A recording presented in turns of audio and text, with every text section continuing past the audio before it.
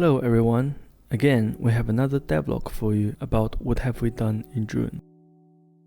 It's been a busy month for us. We're in this stage of we've made some progress, but it's hard to see. In June, we've finished some NPC characters, so now we have totally 15 mob NPC with full set of animations that can be imported to the game anytime. Of course, some tweaking will be expected. We've also been working on one scene of the background. You may wonder, only one scene of background for this month, isn't it a bit too slow? Technically, yes, but the good part is that our background guy also learned how to use the game engine, writing shaders and adding various effects and animation. We can say the scene will be our production standard through the whole game. The programming team is adding UI to the game and also refining the control part, which is related to interactions, different types of objects and NPC, and setting rules and details of what will happen when you interact with anything in the game. As for me, I mentioned that I finished the story script a while ago. I also did the NPC daily routine schedule, tutorial tags, another bit. Plus, I've started redo the main character animation after work because previous design of player character was not good enough. I would love to finish the player character before end of July. This is the character requires the most of the works. After this one, we also have the boss characters to work on. Each character would require a lot of works too. However, not as many as the player character does. But again, that's around 20 of them. We had a bit of internal debate about the online co-op feature in June.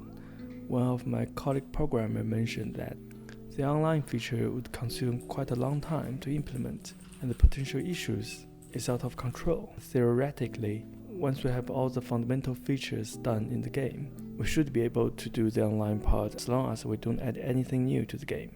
Of course, we can expand the content like new items, new mobs and NPC etc. without any issue. We will see how it goes. The current plan is to have everything ready for online feature around the end of this year. Then we will start work on the co-op mode.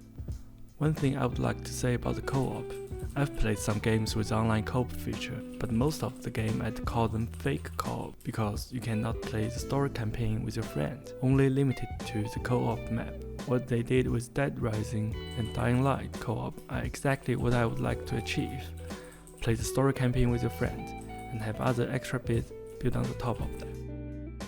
Here we have some interesting comments from our Discord server. Red suggested that some urban legend elements would be nice in the game. I totally agree, although it might be slightly late to add the whole plot of it, but I think we should be able to manage adding such elements somewhere, like a little incident, such as if you're wandering at town square at night, if all the conditions are met, all the road lamps will turn off, or when you're at player home using toilet at night, the water tap will be flooded or something. I don't know, we'll see about this. Red and Blue mentioned about an one-on-one fighting mode. This is totally doable. If we can manage to finish the online co-op feature successfully, I think this would be really easy to add. Plus, it's fun to kick other players' ass when in co-op. Blue asked if there's any possibilities that a 3D fighting game can be made in the future. I don't think this will happen in the foreseeable future. Sorry, Blue. And we have Cockpea. I'm just going to call him or her Cockpea. Cockpea suggested that instead of remake, we should expand the story for the Vagrant. Well, to be honest with you, if by any chance we are remaking the Vagrant in the future, we'll expand the story anyway and adding new characters and other elements.